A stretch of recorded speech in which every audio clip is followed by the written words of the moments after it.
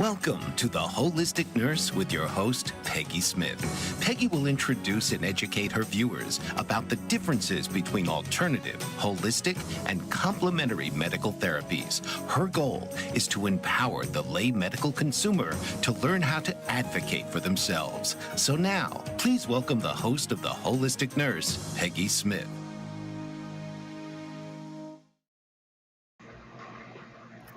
Hello, everybody. Welcome to this week's edition of The Holistic Nurse. Today, I'm introducing a guest. Her name is Gina Brady, and she is a dedicated holistic animal advocate and also holistic modalities for human medical care. 20 years ago, she conquered multiple sclerosis and became a very passionate advocate for natural healing. As a master herbalist since 2008, an author and founder of Wagza Herbal, she's devoted her life to helping pets and their owners achieve optimal health through herbal remedies and wholesome nutrition. With accessible, practical steps, Gina empowers individuals to take control of their well-being and embrace a healthier, natural lifestyle.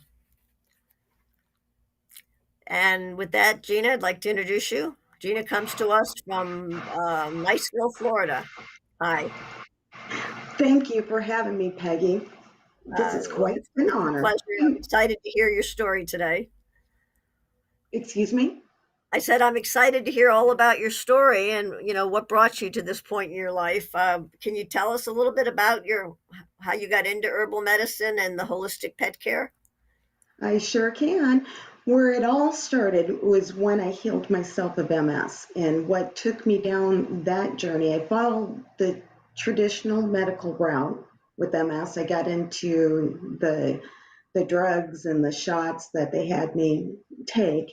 And then as life unfolded, it put me through a pretty traumatic situation. This is the unusual part. I went through a tremendous amount of stress for 2 months. I didn't eat or sleep. And when I finally started calming down, all my symptoms were gone. It really didn't even make sense. And even the MS doctors see me in the state and they said, you keep carrying on like this, you're going to end up in a wheelchair. And instead, I got totally healed, which then put me on this journey. I remained healed for a year. And then everything started coming back with a vengeance because I didn't know to change anything. I didn't believe in natural healing. I thought they were all crazy. And my father started me with a cayenne tincture. And it took all of these things to happen in its place to even lead me down this path at all. The cayenne tincture healed a cold sore overnight. And that was the beginning. And as that summer went, after that year of being healed, I started getting sick again. Lost my eyesight, lost control of my hand, all the numbness started coming back pretty severe. And I was ready to do their typical treatment of a steroid that you wear an IV pump daily, get about 1,000 milligrams of, is it Solmadril? Is that it? Yeah, that's what they would give me. And so I was ready to get going on that again because I was a little too uncomfortable with natural healing because I knew I believed my cold sore got healed, but I still didn't have the full grasp on it. So I made the appointment to start the steroid drip again. And if it didn't happen this way, none of this would have ever happened. They told me on a Friday, go get tested for an infection and we'll get a hold of you on Monday. So I did just that. On Monday, they never called. And at noon, in the setup of this, it's an all-day process. And at noon, I was like, I am sunk. I wasn't going to be working because I couldn't hold my hand still. And it just did its own thing. And I woke up and I was a little bit beside myself because I was just done at that point. And something just told me, do something. And there was this book I read about fasting, prescriptions for nutritional healing is what I read. I thought, well, I have the juicer. I'm going to go get all what it's saying in this book. Got everything, got home, had my first juice, and just not knowing. I was just reading and doing. And I put all the juice the vegetables in the juicing machine, and it was a 32-ounce cup of live juice. And I don't know if you ever drank live juice, but that's an excessive amount. And I drank it down, and the next morning I woke up, I could hold my hand in the fist. And I'm like, you're kidding. I mean, it wasn't healed by any means, but I was able to go to work. And so that was the beginning. I need to back up. By 4 o'clock that Monday, they did get a hold of me and made me an appointment for that following Friday. And so I continued with what prescriptions for nutritional healing said. Every single day I was doing my juicing and made it to my appointment on Friday. And I was opening the car door like you and I do today, where at the beginning I had to hold my fingers together, and, it was a real struggle. And so I continued with the fast, and that was the very beginning. And it took me 4 years through the fasting to figure out how to work it, because even that live juice I did the first time, I mean, it would buy me health, but it still wouldn't buy me enough. And that's where the journey of the 4 years till I figured it out. And then my claim to fame was a 37-day fast with cleansing. So that was totally not medically monitored. You just followed the directions in the book. No lab work or anything like that. No, I followed the directions at the very beginning, but then it led me to other people, down as the path kept going. I tried to even be the Paula Dina juicing, and that didn't work either. And it ended up being a combination of vegetables that I had to adhere to, which wasn't the first recipe. So it was a learning journey, all the way down, and just knocking one thing out, after another, and just keep trying. Because I knew if it happened through the moment of stress that I went through, and this what really didn't make sense, because I shouldn't have gotten healed from that. You're supposed to get sicker. So I knew it was always a possibility. And I think that's what kept me hanging in there to keep moving to the next step. So when you were first diagnosed, you have the traditionals, the spinal tap or MRIs, things like that. Yep. Yeah. I had all of that done. Do you get any ongoing like neurology checkups now, or you just work with just your primary? Or? I have never been back to a doctor the whole time. So yeah. You don't have any other autoimmune disorders? A lot of people will tell you don't have just one usually. If you have one, you might have asthma or diabetes or any other, there's a lot of different autoimmune disorders. No. No. Free and clear. Well, that's great. Do you have a family primary doctor that you see for other things, or no? Okay, well that's I'm a do-it-yourselfer. I'm glad it's gone that well for you. I think as a nurse, though, I'm going to interject here that I do want to tell viewers, your situation is unique, and I would encourage people that want to consider something that extreme from what they were expecting to do medically to at least communicate with the doctor, because there may be things that you're not even aware of lab wise or anything else that your doctor hadn't shared at that point. Oh yeah, I would never want to kick anybody, if I can say it this way, anybody's crutches from underneath them. What more of a team that you can have, I think more the merrier. Okay, and I think the way medical, at least in the Northeast here area, we're getting more and more doctors that are looking at integrative medicine and approaching healthcare with that focus. So they're open to, you know, considering things, listening to their patients, and they're very happy when it does work. And then they start even doing some of those things in their own lives. So I Yes, don't know how, but I know that we have a real open-minded medical system up here. I have definitely seen the changes with it. Because my husband's had a lot of medical issues, and the doctors that has utilized, they're definitely growing, on the natural side, even suggestions of food. And yeah, it's definitely changed. from when I Yeah. was involved in it. Well, that's one of the purposes of this series. I wanted to introduce people and to empower them to advocate for themselves, find out what works. But I also do encourage people to learn how to communicate with their medical teams, um, because the doctors appreciate it. They're really relieved that the whole responsibility of taking care of the patient is not just on their shoulders. Uh, they Right. can't minds, and it's hard for them sometimes. Um, I rescue special needs animals. So how did you go from, once you got yourself stabilized, what made you think that you could do this with the animals now? Well, once I was going through doing all the fasting and the juicing, so on, and I came across uh, to make your pet food. And we lived back in the Midwest at the time. And so we always had half a cow in the freezer. And then when you're doing the juicing, you have all the pulp. And really, it's quite a shame throwing that away. And I thought, okay, it just says some, I use ground hamburger, is what and I had plenty of it. So I used that with the pulp for my juicer. And then it also said eggs. And you put the egg in there and the eggshells, the whole entire bit. Now, my pup at that time was a basset hound. She had trouble going poop. I mean, it was a struggle. I mean, she had the hunched over back, the tail straight up in the air. And just looking at her, it was just painful. And then plus she scooted her rear, that sort of thing, and took her to the vet. And I'm like, well, this is what she's doing. And he's like, well, she needs her anal glands expressed. And I'm I was like, going to well, say, okay. yeah. Yeah.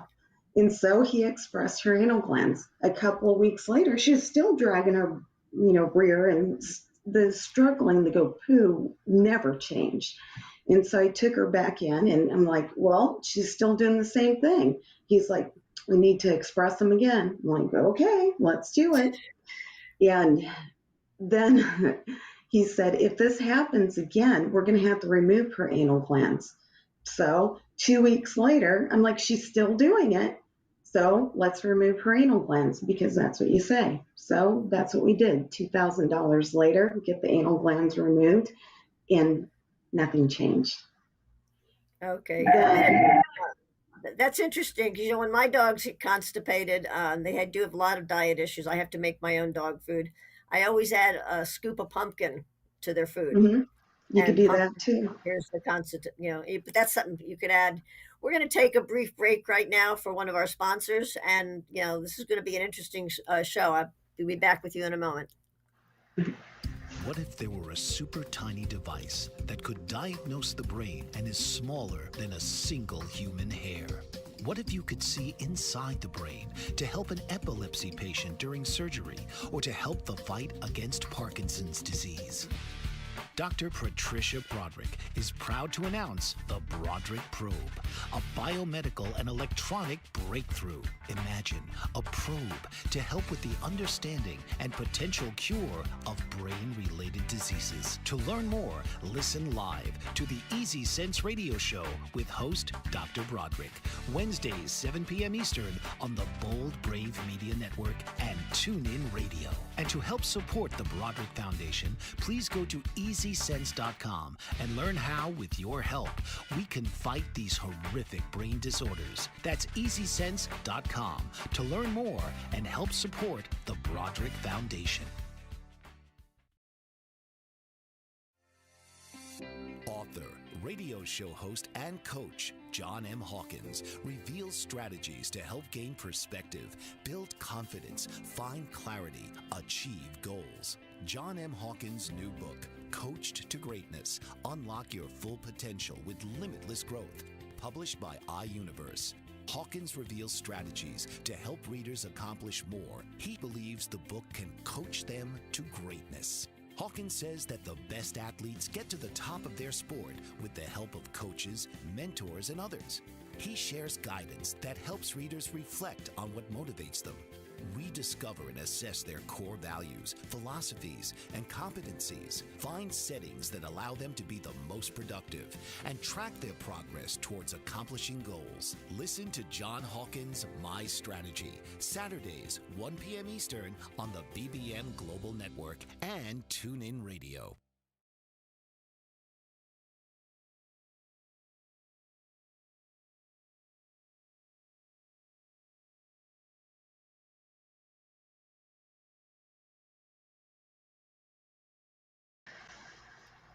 Hi, we're back. This is Peggy Smith, the holistic nurse. My guest today is Gina Brady. She's a master herbalist from the sunny state of Florida, who was in her own health journey was able to resolve and manage her history of multiple sclerosis.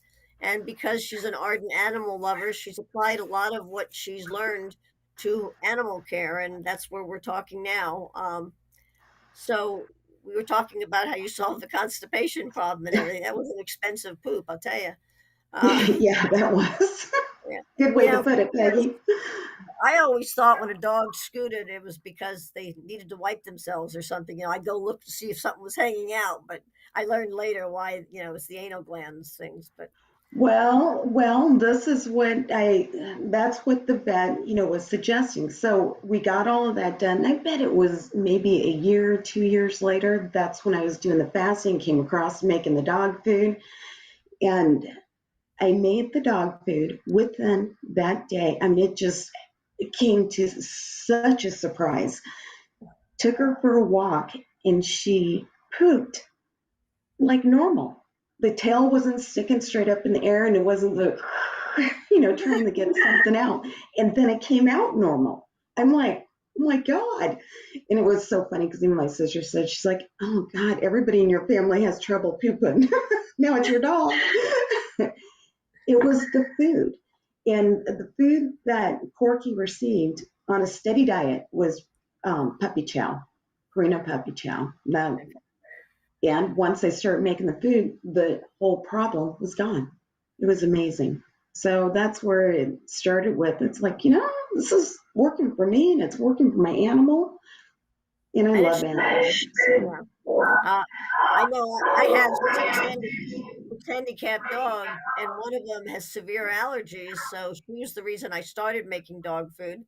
I did try some of the commercial ones that are real food, um, and they were not only expensive. My dog was still allergic to them. So Hmm. basically, I start off every Sunday with a big crock pot of some brown rice, and I can't use beef products. Nobody can eat beef, but we'll have salmon or turkey or something like that. And then I add some vegetables, and I do juices sometimes. I think that's a good idea. I hadn't thought about adding that. I kind of add whatever's in my refrigerator for the week that looks healthy, just add it in the crock pot. And then by the end of the thing, I have my week's worth of dog food. And if I don't feel like cooking for me, it's all good food. So I eat it too. Um, but so have you just shared with your vet some of the holistic things that you do with the vets, with the animals? Um, it has been shared because we haven't had one single vet, so it's been sporadic vets, with our pup now. And they're always make sure it's really balanced. Make sure it's balanced. And it's such a concern. It's like, okay, because I go from the food that I gave her that's supposedly balanced on the other dog. This is much better, you know. It just so that part, some of them that we ran into, it's not real in tune to do it yourself. And then there's been other ones that are all for it. Okay, well, we will be in the next couple of weeks. We will be having a holistic vet on the show, and also a Wonderful. animal physical therapist that does acupuncture and water therapy and other things for animals. So this it's a very timely topic. I found with one of my very first spina bifida dogs basically could eat. She had short gut syndrome and could eat nothing except this oatmeal consistently, like dry powder, freeze dried powder, Alaskan whitefish. Hmm. I had to get the box, from the bulldog breeder. It was hard to get. Can't even get it up here in Pennsylvania. I can get chicken in other forms, but not that the Alaskan whitefish. But Dinky, in addition to that, though, we had to add carrots and we had to add some calcium vitamin powder that the vet gave us to make sure that he was getting all his vitamins. Um, and it's the dogs I have with special needs. It's a lot cheaper and healthier for them. Oh, yeah. The website that I like to refer people to, I think she does a beautiful job, is Dr. Judy Morgan, and she's a holistic vet. And Oh, you just put in Dr. Judy Morgan pup loaf. Just Google okay. that. Her video will come up. And that will give you even more ideas of what to put in the food. And she even says in another one of her videos, she goes, this is a guideline, because you have, like how you talked about that powder, for your Right. special needs pet. Well, then you can combine that with whatever else. Right. There's also a muscle building powder that I use for my the paralyzed dogs to help build the muscle tone and stuff that the holistic physical therapist had introduced me to. Um, so when you started Wags Herbal, is that just do you have your own products, or is it an educational site? What exactly is your website? Right now, there's products, and yes, they're my own products, the herbals, except I have some of Dr. Christopher's formulas, two of his on there as well, but the rest of them are by me. Okay. And you market that nationally or just in Florida? It would be nationally. Nationally. Okay. I just got started with all of this last year, pretty much. And so it's all starting, at the ground and Right. working up. Well, there's Trying to definitely a learn. use for it, and I, my first spina bifida dog, I was able to get pet insurance, and it was reasonable. And the company said, "Well, it's congenital. Of course, we'll cover it." I went to the same company with my second spina bifida dog, and they said, "No, we don't cover pre-existing conditions." And I said, "Well, you covered the last dog that had this." They said, "Well, the employee probably doesn't work here anymore and didn't know what they were doing." So it's frustrating, and I do have to, and these dogs do go to the vets more than regular, and have special needs. So I try to stay on top of it. I see you have emergency herbs for ailments in pets. What exactly, do you usually, what are you just talking about in that? On that, it includes plantain, slippery elm, and charcoal. And then I include like the bandage and my Oh, syringe. you And have those the are just, Coban that they can't chew off. So you if had you, that Coban wraps that they can't chew off. Yeah, that looks like an ace wrap, but it's yeah, yeah. Yeah, when that. they were developed for animals not to be able to chew it off. My animals chew it off. It doesn't work, but we use that too. Um, You know what I found, like for wrapping that works really well is socks. And then for like animals, if you have little children's socks, cut off the toe and slip it on the leg.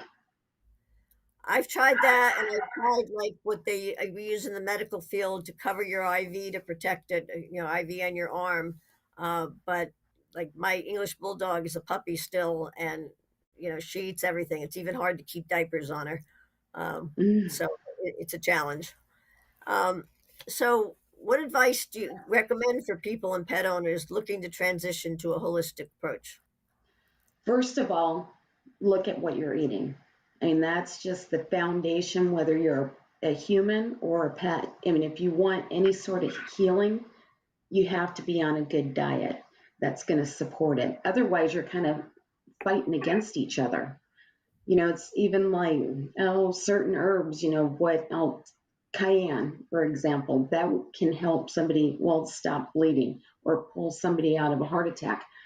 But it's not going to stop what got you there in the first place. And that's what you consume daily. If you go off of what the Hippocrates said, BC, let food be your medicine, the medicine's going to be your food.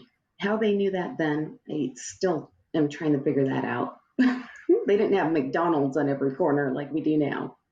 Well, my mother, who lived a long, relatively healthy life, she was old country Polish background, and no matter what ailed her, she would have warm water and lemon juice, Mhm. and that was her cure. And really, that's a cleansing thing, Yes, it is. purifying. In high school, when I wanted to dye my hair like my girlfriends, I was allowed to rinse my hair with lemon juice, which I wasn't happy about at the time until I got a lot of compliments on the natural highlights. It looked so good.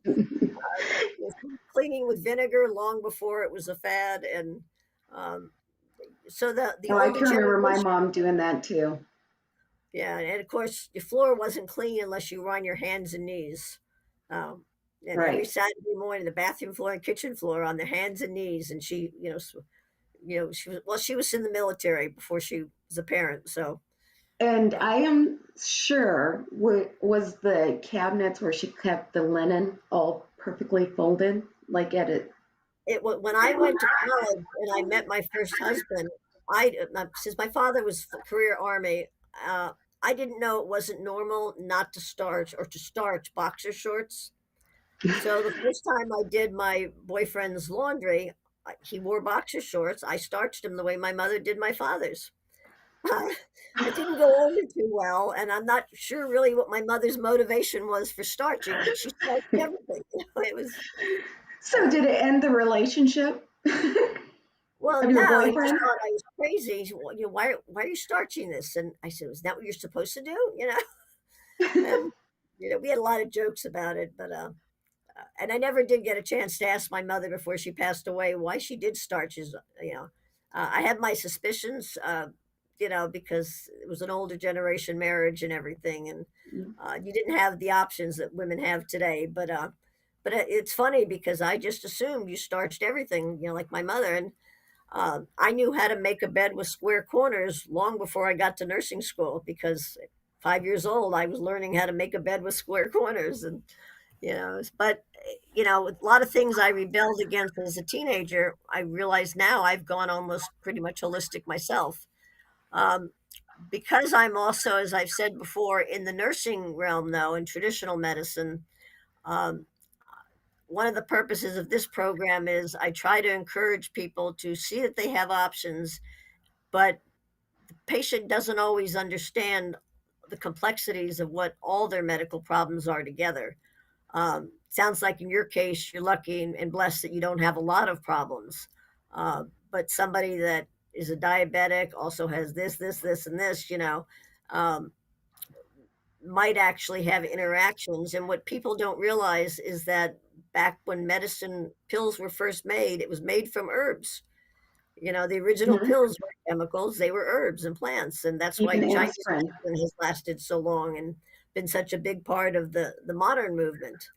Um, like, in fact, even when I had one of my pregnancies and they had to induce labor, they stuck Japanese seaweed in me, and I used to think, what a weird thing, but that was better than those drugs that give you really bad cramps. So they knew what they were doing.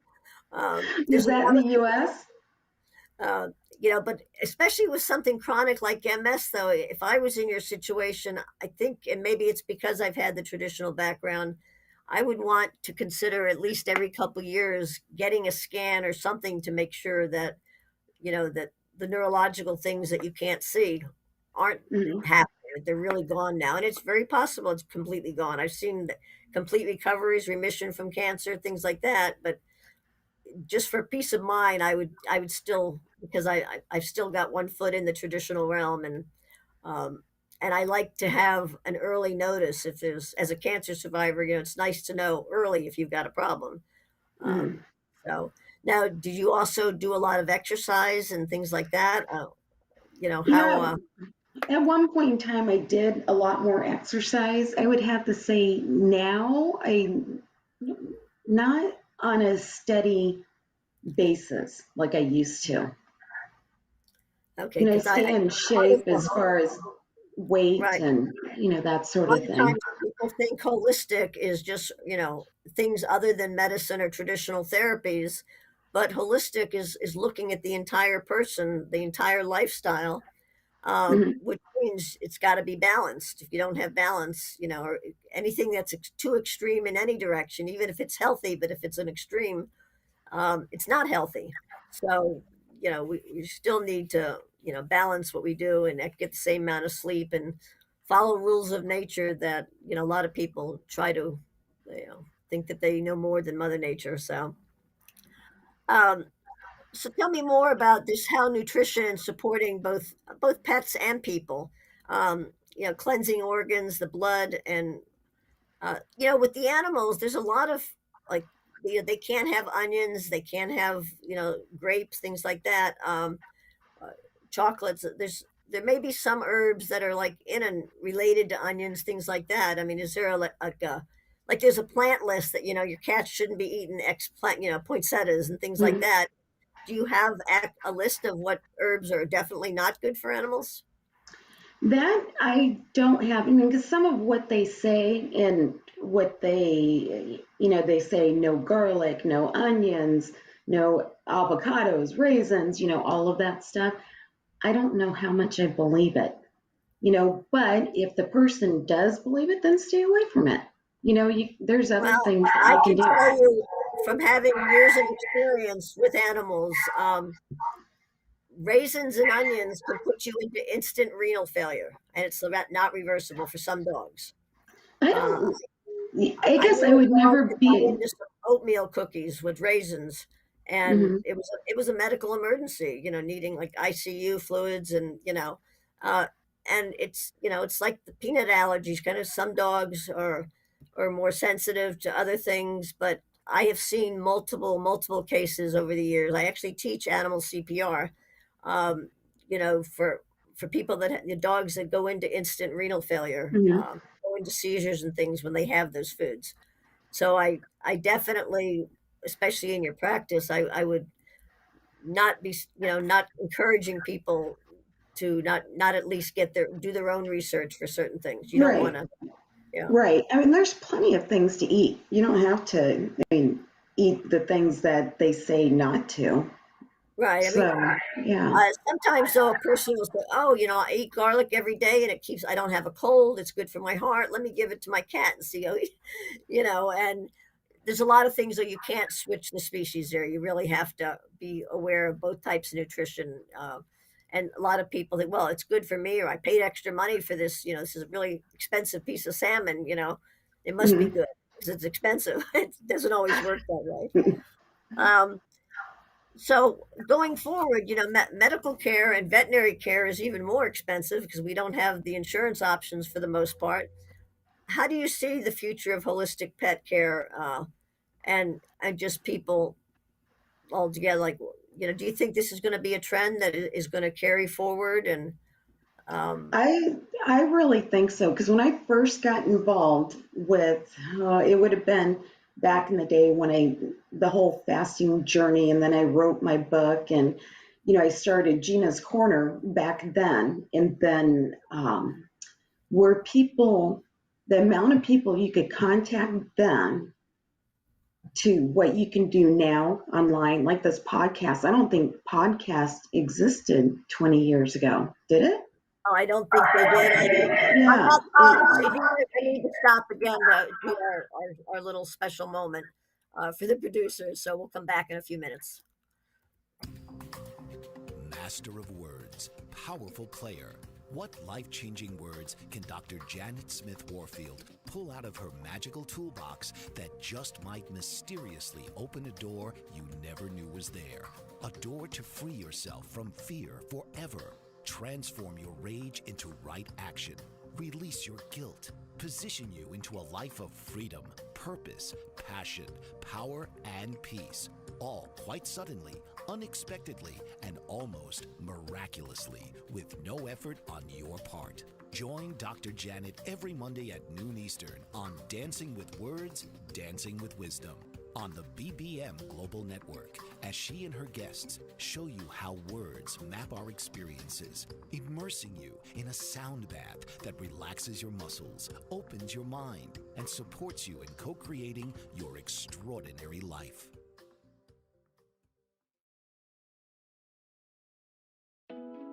Are you struggling to care for elderly parents or a spouse? Do you wonder if being a caregiver is making you sick? Are you worried about taking time off work to care for elderly parents and balance work, life, and caregiving? Has caregiving become exhausting and emotionally draining? Are you an aging adult who wants to remain independent, but you're not sure how? I'm Pamela D. Wilson. Join me for the Caring Generation radio show for caregivers and aging adults, Wednesday evenings, 6 Pacific, 7 Mountain, 8 Central, and 9 Eastern, where I answer these questions and share tips for managing stress, family relationships, health, well-being, and more. Podcasts and transcripts of The Caring Generation are on my website, PamelaDWilson.com, plus my caregiving library, online caregiver support programs, and programs for corporations interested in supporting working caregivers. Help, hope, and support for caregivers is here on The Caring Generation and PamelaDWilson.com.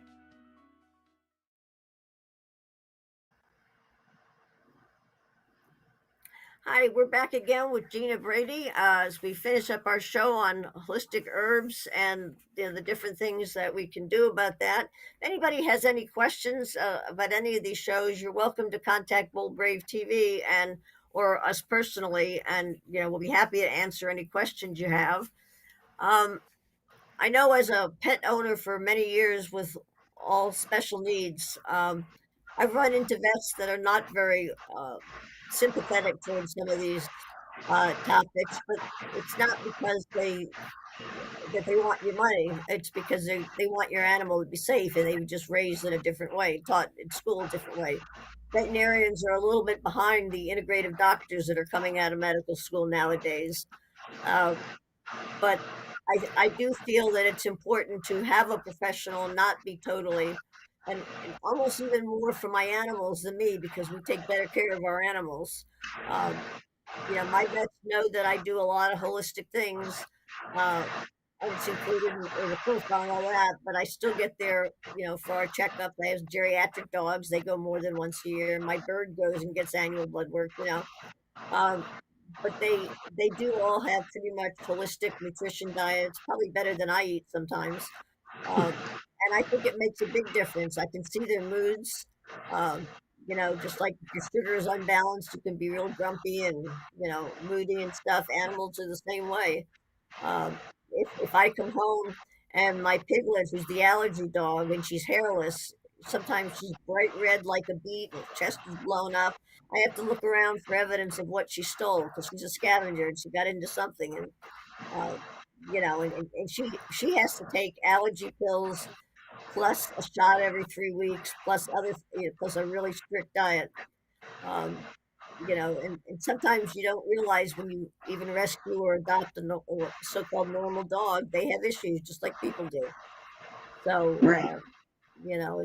it's tough. The vet bills are expensive, but it's kind of like they're your kids, so you take it on, and there is help sometimes, not as much as for people, but um, and holistic options I'm finding are not as expensive as they used to be. When it was a new novelty and a new fad, you could pay a lot more for holistic foods and things. People realize that, anti-inflammatory diets, and for dogs, it's also anti-inflammatory diets.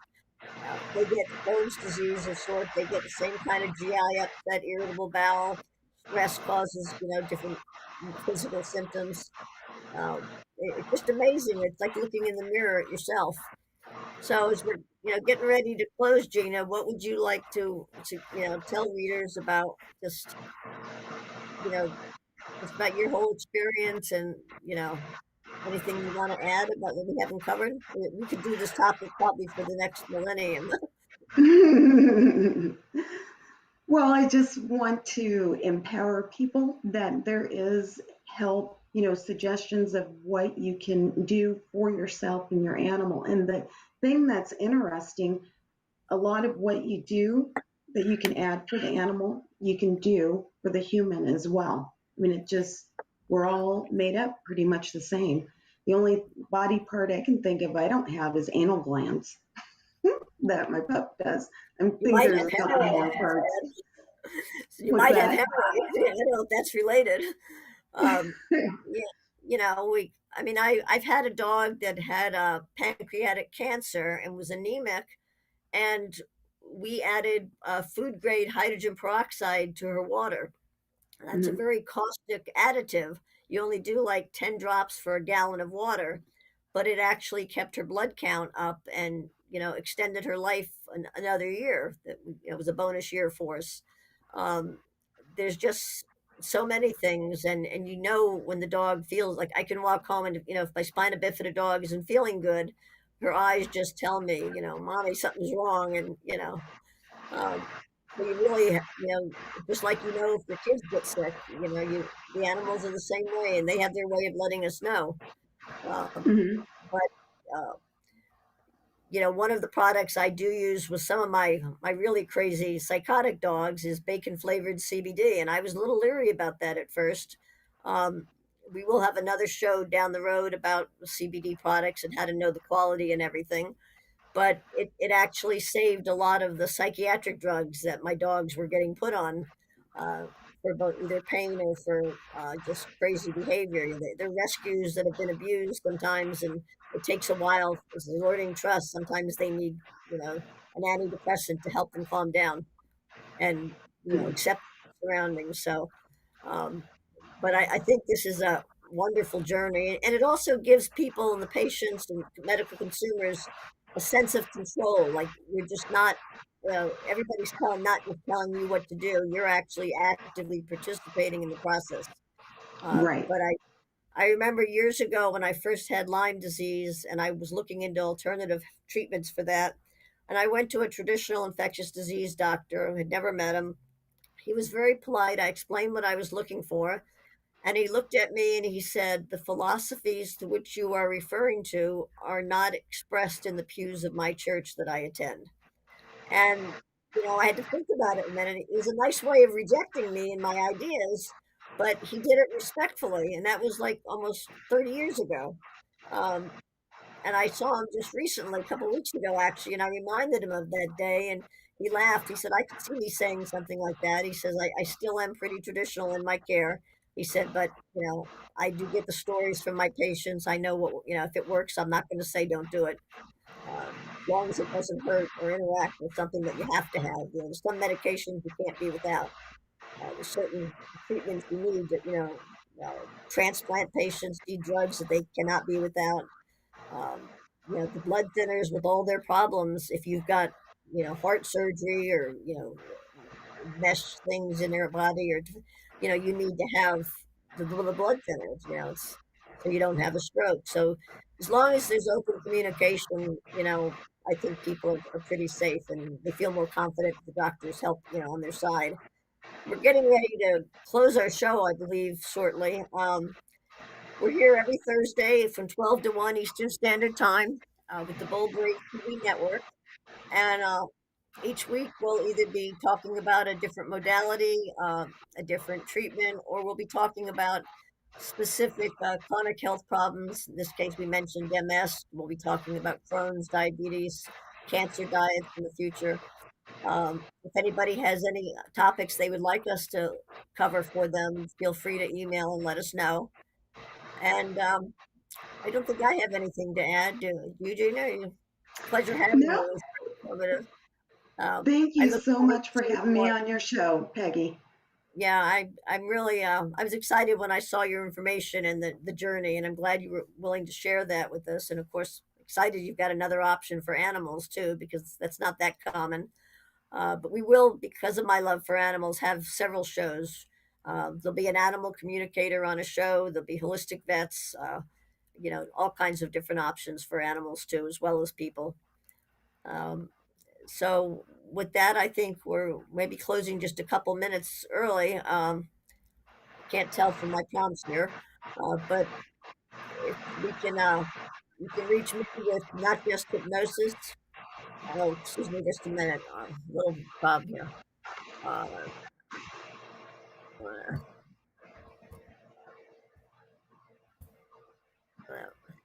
um, have you ever used? While we still have a couple seconds here, have you ever used like any of the physical therapies or anything like that with animals?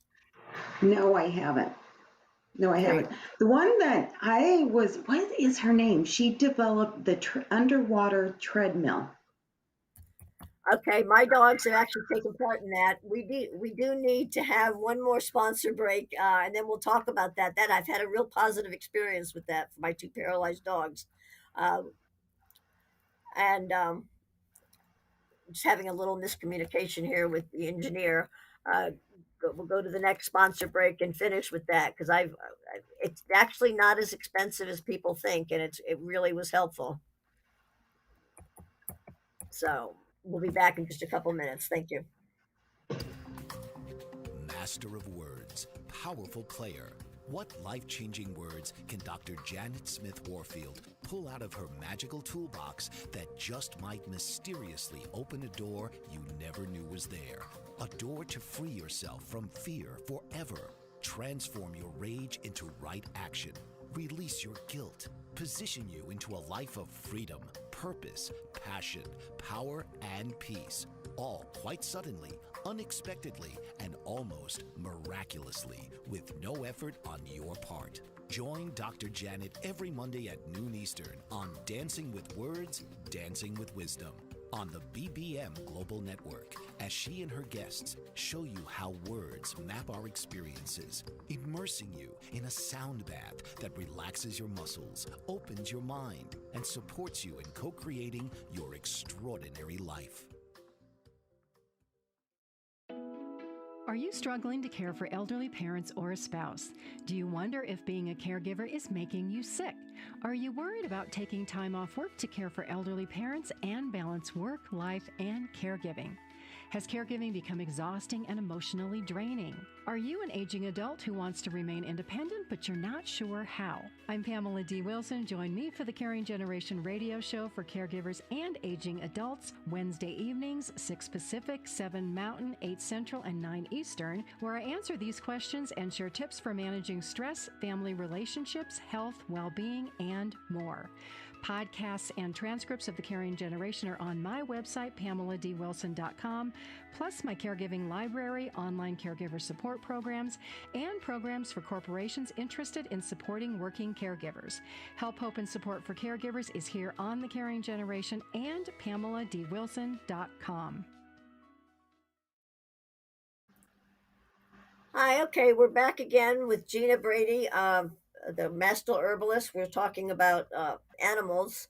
I guess for most of us, we think more of our animals than ourselves. I thought we'd have been talking a little bit more about her health problems that she conquered, but this is great. We left the last break with talking about some of the physical therapies that are available now. Years ago, I had a 16-year-old Newfoundland who had severe hip dysplasia, and I had an acupuncturist come to the home and do acupuncture every 3 weeks. I was a little skeptical, wasn't even sure this 160-pound dog would let her do anything. But afterwards, when she was done, he would run around like a puppy for 3 weeks until it was time for the next treatment.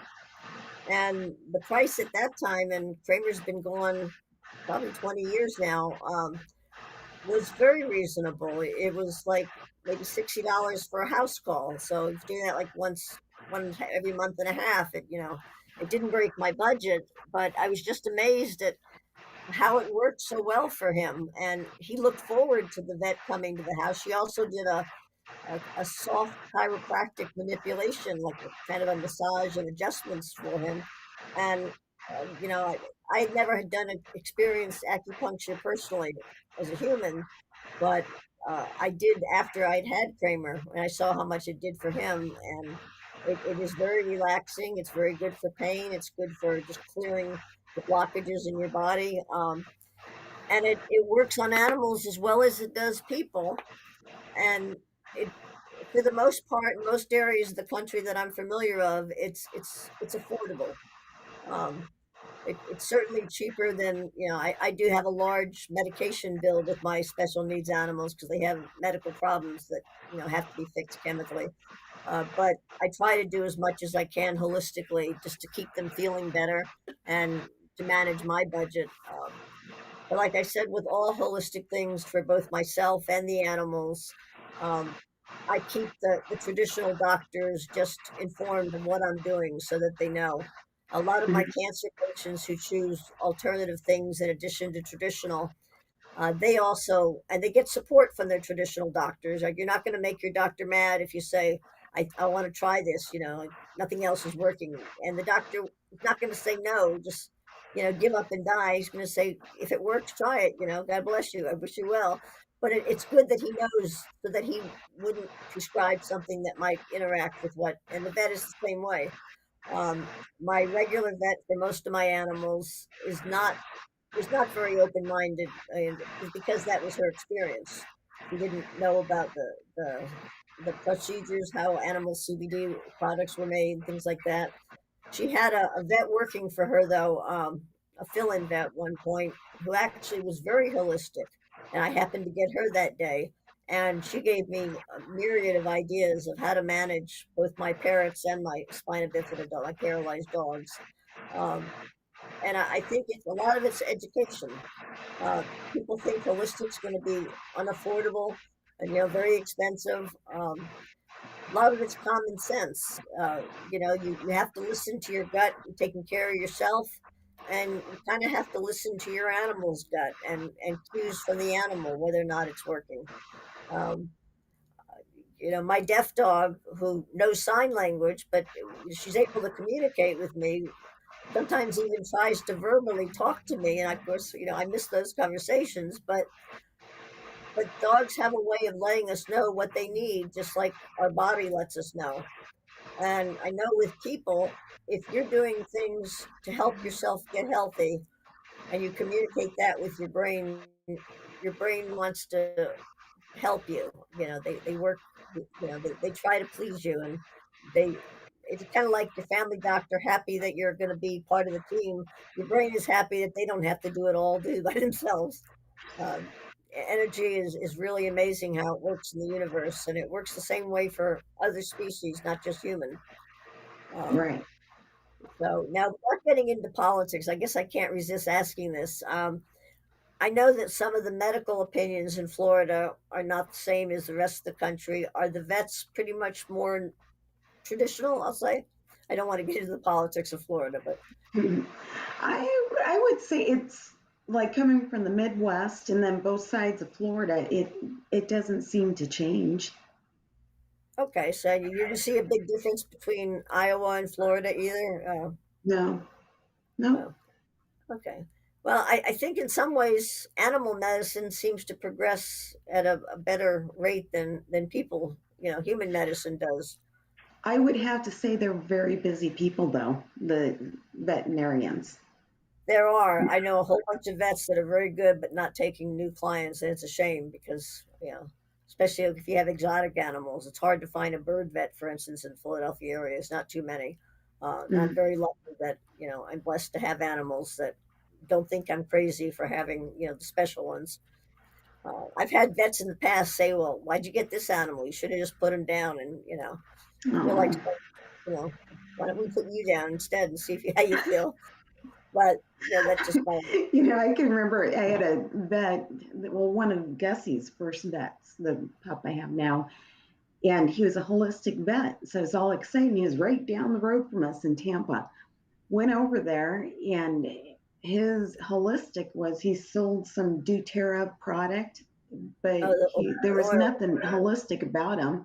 Gave him all these shots, and then he says to me, "When are you getting him neutered?" And Gus is 14 weeks old. And I was thinking, only if you could read my mind, but you're gonna have to go neuter yourself. I mean, it's like, why are you asking about this 14-week-old Just pup? real Yeah. quick, I want to say, since you mentioned essential oils. When you use essential oils on a dog, you put it on the outside of the collar, just in case they're sensitive to the skin. Mhm. I do use lavender sometimes with the animals, but I don't put anything on the inside. I put it on the outside of their collar, or I'll use a diffuser. And I think that was going to be it for this week's show. I've enjoyed having you as a guest.